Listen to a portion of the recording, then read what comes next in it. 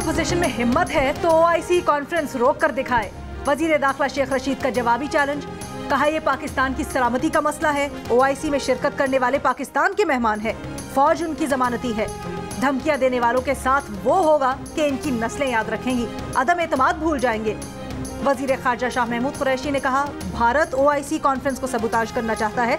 उम्मीद है बिलावल भारत के एजेंडे का हिस्सा नहीं बनेंगे।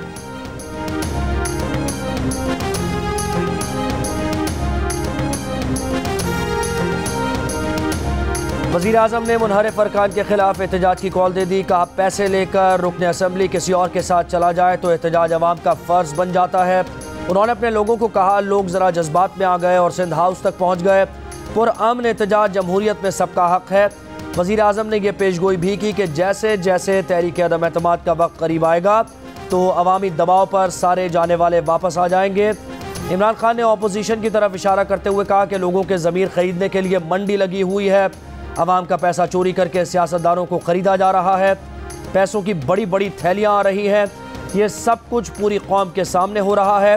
पहले तो कभी नहीं हुआ कि सिंध हाउस को बचाने के लिए सिंध से पुलिस मंगवाई गई हो। कौन सी ऐसी सरगर्मी हो रही थी जिसे छुपाना पड़े?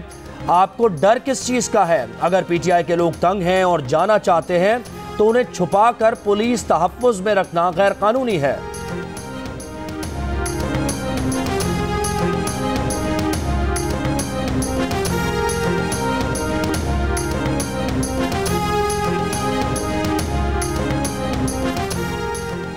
इमरान खान बतौर चेयरमैन तहरीक इंसाफ कारकुनों को हिदायत दें कि सिंध हाउस पर हमले जैसे वाक़यात ना हो। अटॉर्नी जनरल की सुप्रीम कोर्ट की समाअत पर वजीर आज़म को ब्रीफिंग। वजीर आज़म ने कहा अदालती हुक्म पर अमल दरामद यकीनी बनाया जाएगा। वजीर आज़म की ज़ेर सदारत सियासी कमेटी का इजलास। स्पीकर असद कैसर, शाह महमूद कुरैशी, असद उमर, फवाद चौधरी और शेख रशीद अहमद की शिरकत। पीटीआई के मुनहरिफ अरकान कौमी असम्बली के खिलाफ उनके हल्कों में और घर के बाहर तहरीक इंसाफ के कारकुनों का एहतजाज। शकरगढ़ में वजीहा कमर के घर पीटीआई और नून लीग के कारकुन आमने सामने आ गए। दोनों में तकरार भी हुई। तहरीक इंसाफ के कारकुनों की रैली रेलवे रोड से वजीहा कमर के घर पहुंची तो नून लीग के कारकुन भी वहां पहुंच गए। मामला टल गया, कारकुन लौट गए। मुल्तान में तहरीक इंसाफ के कारकुनों ने अहमद हुसैन डेहड़ और राना कासिम नोअन के खिलाफ मुजाहरा किया, नारे लगाए। मुजाहिरीन ने मुनहरिफ अरकान को लोटा और कब्जा माफिया करार दिया।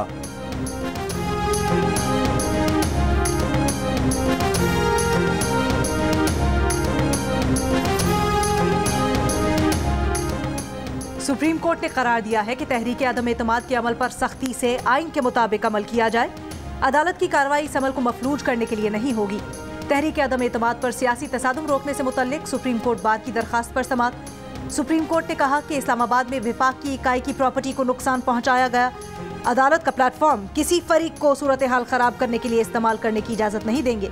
हम अपोजिशन जमातों को कहेंगे कि वो भी कानून के मुताबिक अमल करें। चीफ जस्टिस ने अटॉर्नी जनरल को मुखातिब करते हुए कहा आप 63A में रेफरेंस दायर कर रहे हैं, दायर कर दें ताकि हम उसकी समाअत करें। अटॉर्नी जनरल ने इस्तदा की कि सदारती रेफरेंस की अलग समाअत की जाए। सदारती रेफरेंस का सुप्रीम कोर्ट बार की दरखास्त से कोई ताल्लुक नहीं।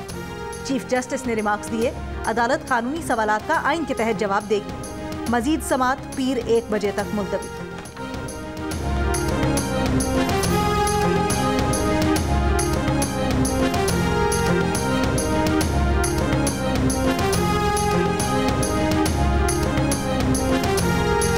तहरीक इंसाफ ने 14 मुनहरिफ अरकान को शोकॉज नोटिस जारी कर दिए। वज़ीर आज़म के सामने पेश होने का हुक्म दे दिया। नोटिस में कहा गया है कि टीवी चैनल को दिए गए इंटरव्यू से साबित हो गया कि आप पार्टी छोड़ चुके। अरकान वज़ीर आज़म के खिलाफ अदम एतमाद लाने वाली अपोजिशन से मिल चुके हैं। अरकान को 7 रोज़ के अंदर मुआफ़ी मांग कर पार्टी में गैर मशरूत तौर पर वापस आने की मोहलत। दूसरी सूरत में कानूनी कार्रवाई की जाएगी। तहरीक इंसाफ ने नूर आलम खान, डॉक्टर रमेश कुमार, अफजल ढांडला, नवाब शेर वसीर, राजा रियाज, अहमद हुसैन डेहड़, राना कासिम नोअन, गफ्फार वट्टू, बासित बुखारी और दीगर को नोटिस जारी किए।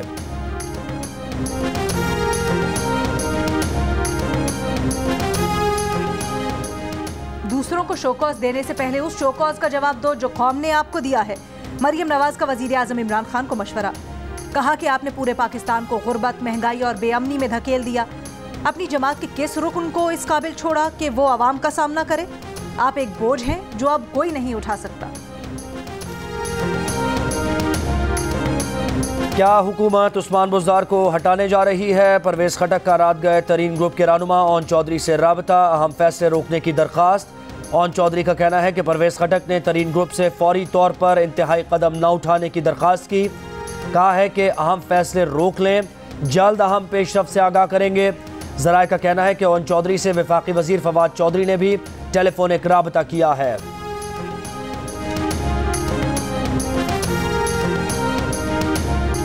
माइनस इमरान कहने वाले अपनी औकात और कद के मुताबिक बात करें। वफाकी वजीर फवाद चौधरी का मुनहरिफ अराकीन को दो टोक जवाब। कहा मुनहरिफ अराकीन को नोटिस भी दे रहे हैं और उनके लिए तौबा का दरवाजा भी खुला है। जिनके पेट में दर्द है उन्हें दवा देने को भी तैयार है। हुकूमत न पहले कहीं जा रही थी, न अब जा रही है, ना जाएगी। तरीन ग्रुप ने कहा है वो कोई भी फैसला मुशावरत से करेंगे। अपोजिशन के लिए वफाकी वजीर ने कहा कि सारे शेख चिल्ली इकट्ठे हो गए हैं। ये भी कहा कि कल पूरे पाकिस्तान में पुरअमन एहतजाज के लिए जो लोग निकले वो हमारे हीरोज हैं। हमाद अजहर ने कहा कि बल्ले के निशान पर मुंतखब होने वाले मुस्ताफी हुए बगैर बल्ले के खिलाफ कैसे वोट दे सकते हैं। कुछ लोगों को अपनी गलती का एहसास हो गया है और हमसे राब्ते कर रहे हैं। इत्तेहादी भी राब्ते में है। मुख्तलिफ शहरों में मुनहरिफ अराकान के खिलाफ मुजाहिरे हो रहे हैं।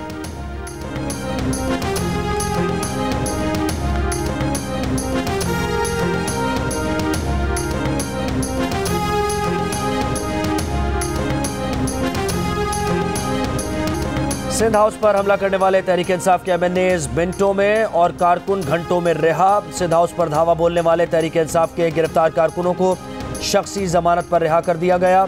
कल कैमरे की आंख ने दोनों MNAs अताउल्ला और फ़हीम खान को तोड़ फोड़ और हुल्लड़बाजी करते दिखाया, लेकिन पुलिस को नजर न आए।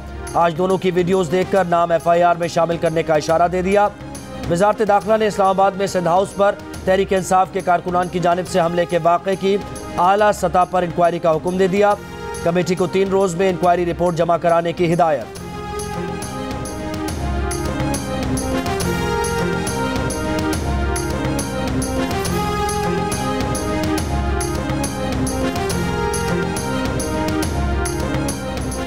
इस्लामाबाद में अपोजिशन के बड़ों की बैठक। हुकूमत मुखालिफ इत्तेहाद के सरबराह मौलाना फजल रहमान ने कहा नाअहल और नाजायज हुक्मरानों को कैफिर किरदार तक पहुंचाएंगे। जब जहाज में लोग आते थे उस वक्त जमीर की आवाज कहाँ थी? अब अपने लोगों को गधे और खच्चर कह रहे हो। ये जंग हम जीत चुके हैं।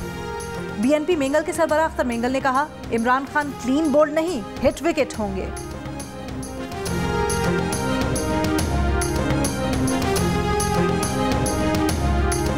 मुझे तो डर ये था कि अब शहबाज शरीफ साहब जो सूट पहन उन्होंने पुराने अपने 60 की दहाई के सूट निकाले हुए हैं, अब हैट पहन के ना देना शुरू कर दें। हाथ में जो है वो ये पाइप भी ना पकड़ लें, क्योंकि जितना वो खुद को दिखाना चाहते हैं मैं गोरा हूँ, लग नहीं रहा। और मेरा ये ख्याल है कि उन्होंने काफ़ी सारी क्रीमें भी मंगाई हैं गोरा लगने के लिए और दवाइयाँ भी खा रहे हैं। इनको कैसे लगे कि वो गोरे हैं, आप उनको एडवाइस करें। वफाकी वज़ीर इत्तलात फवाद चौधरी के शहबाज शरीफ पर ताक ताक कर निशाने। बोले शहबाज शरीफ खुद को जितना गोरा दिखाना चाहते हैं उतने हैं नहीं, क्योंकि लग नहीं रहा। उन्होंने काफ़ी क्रीम्स भी मंगवाई हैं और गोरा लगने के लिए वो कोशिशें कर रहे हैं, दवाइयाँ भी खा रहे हैं।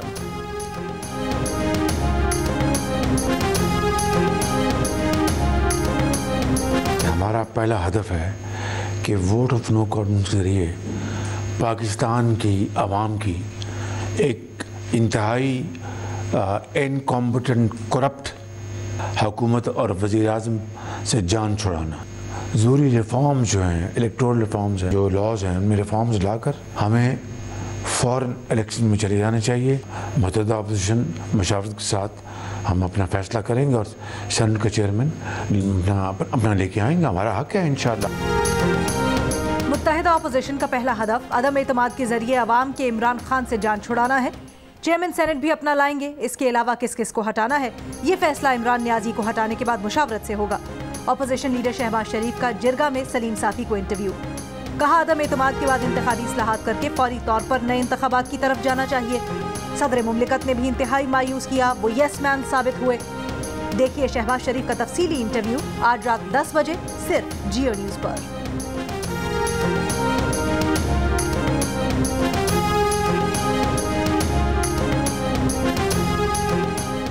विफाक के बाद अपोजिशन की खैबर पख्तूनख्वा में तहरीक अदम एतमाद लाने की तैयारी। अपोजिशन जमातों ने वज़ीर आला खैबर पख्तूनख्वा महमूद खान को निशाने पर ले लिया। तहरीक अदम एतमाद आइंदा चंद रोज़ में जमा करवाए जाने का इम्कान। पीपल्स पार्टी की ऑपोजिशन को तहरीक इंसाफ के 45 MPs की हिमायत हासिल होने की यकीन दहानी। ऑपोजिशन रहनुमाओं के इजलास में कहा PTI MPs का बड़ा ग्रुप पीपल्स पार्टी में शामिल होने को तैयार है। बलूचिस्तान अवामी पार्टी का 4 रुकनी पार्लिमानी ग्रुप पहले ही हुकूमत से अलहदगी इख्तियार कर चुका।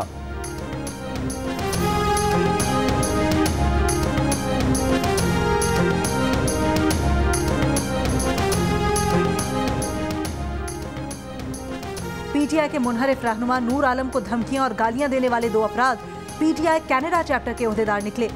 नूर आलम का धमकियों पर FIA से रुजू करने का फैसला। इस्लामाबाद के होटल में बनाई गई वीडियो में नूर आलम को धमकियां दी गई थी। नूर आलम ने कहा कि अगर उनको या उनके घर वालों को नुकसान पहुंचा तो वो बदला लेना जानते हैं।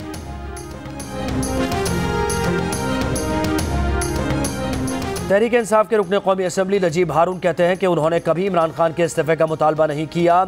ये कहा था कि इमरान खान अपनी टीम में से किसी और को नामजद करें। इमरान खान ऐसे शख्स को नामजद करें जो इत्तेहादियों को भी काबिल कबूल हो, जो साथ छोड़ने वालों को भी वापस ला सके। जब घर में आग लगी हो तो सबसे कीमती चीज़ को बचाया जाता है और वो इमरान खान है। इमरान खान का नामजद करदा शख्स PTI हुकूमत की मुद्दत पूरी करे।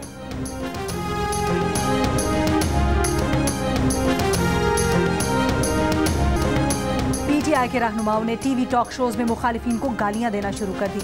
वजीर आजम के मुआविन खुसूसी शहबाज गिल ने एक TV प्रोग्राम में मुनहरिफ MNA रमेश कुमार को बार बार गाली दी। एक और प्रोग्राम में PTI की रुकने कौमी असम्बली आलिया हमजा भी आपे से बाहर हो गई। मुनहरिफ अरकान को अंग्रेजी में गालियां देती रहीं। शहबाज गिल और आलिया हमजा की गालियां ऐसी नहीं कि कौमी TV चैनल पर उन्हें दोहराया भी जा सके।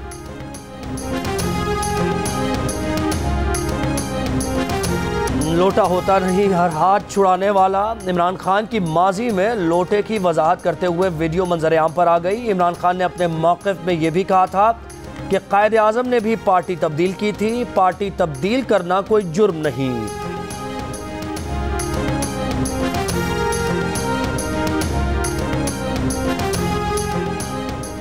घी की कीमत मुल्क की तारीख की बुलंद तरीन सतह पर पहुंच गई। एक हफ्ते में 1 किलो घी की कीमत में 55 रुपए का इजाफा। 1 किलो घी 479 रुपए का हो गया। पेशावर में घी की कीमत में एक हफ्ते के दौरान 55 रुपए, जबकि इस्लामाबाद, कराची, रावलपिंडी, गुजरावाला, सियालकोट, फैसलाबाद, मुल्तान और बहावलपुर में घी की कीमत में 45 रुपए फी किलो इजाफा हुआ। इदारा शुमारियात की रिपोर्ट सामने आ गई।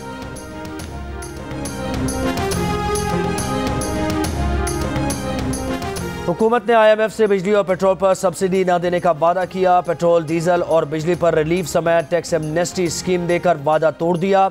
IMF नाराज हो गया। $96 करोड़ की अगली किस्त खटाई में पड़ गई।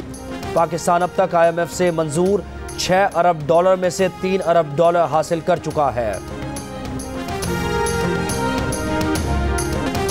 वज़ीर आज़म इमरान खान के गुलामी न करने से मुताल्लिक़ बयान पर तर्जुमान व्हाइट हाउस का तबसरे से गुरेज। कहा पाकिस्तान के साथ देरीना ताल्लुकात हैं, सिफारती ज़राए से पाकिस्तान के साथ ताल्लुकात को जारी रखेंगे। अमरीकी सदर बाइडन वज़ीर आज़म इमरान खान की टेलीफोन कॉल की दरख्वास्त क्यों नहीं ले रहे। पाकिस्तानी सहाफ़ी के सवाल पर JN सौकी ने कहा कि उनके पास फ़ोन कॉल की दरख्वास्त से मुताल्लिक़ तफसीलात नहीं। OIC कॉन्फ्रेंस का ऑफिशियल तराना जारी कर दिया गया। तराना जमीलुद्दीन आली के गीत का रीमेक है, जिसकी थीम है अल्लाह की रस्सी को मजबूती से थामे रखो और तफरके में मत पड़ो। इस्लामी ताउन तंजीम इजलास में शिरकत के लिए आज से मेहमानों की आमद शुरू होगी।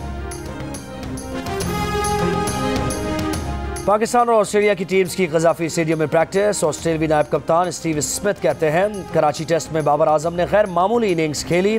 कराची टेस्ट में जीत के करीब थे लेकिन कई चांस मिस किए। उम्मीद है लाहौर टेस्ट में लंबी इनिंग्स खेलने में कामयाब होंगे। पाकिस्तान और ऑस्ट्रेलिया के दरमियान तीसरा टेस्ट 21 मार्च से होगा।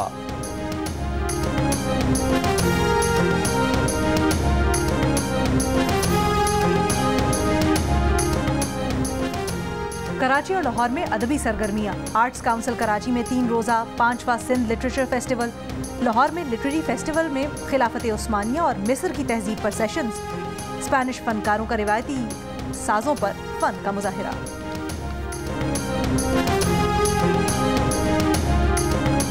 और पाकिस्तान फिल्म इंडस्ट्री के सुनहरी दौर के हीरो शहनशाह जज्बात जो किरदार निभाया यादगार कर दिया।